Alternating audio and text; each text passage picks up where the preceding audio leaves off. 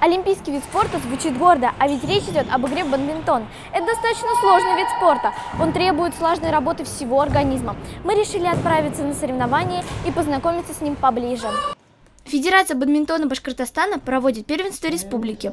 В нем участвуют дети до 15 лет. Всего 48 спортсменов. Ребята прибыли из 2 спортивных школ, 32-й школы и 5-й школы города Уфы и из муниципального автономного учреждения города Межгорье. Спортсмены очень трепетно относятся к первенству, ведь на кону у них 32 медали. 8 медалей для категории отдельной игры мальчиков и девочек и 16 медалей для смешанной категории. У бадминтона, как и у любого другого спорта, есть свои секретики. Вот ты уже 7 лет играешь в бадминтон. Расскажи, какие здесь есть секреты? Чем легче ракетка, тем проще тебе играть.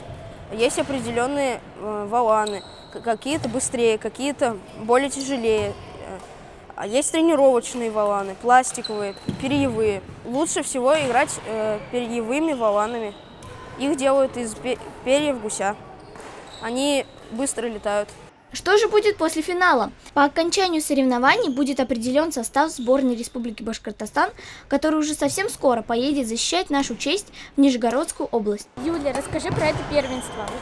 Это отбор на всероссийские соревнования в Нижний Новгород, где я выиграла полуфинал, и завтра у меня будет финальная игра.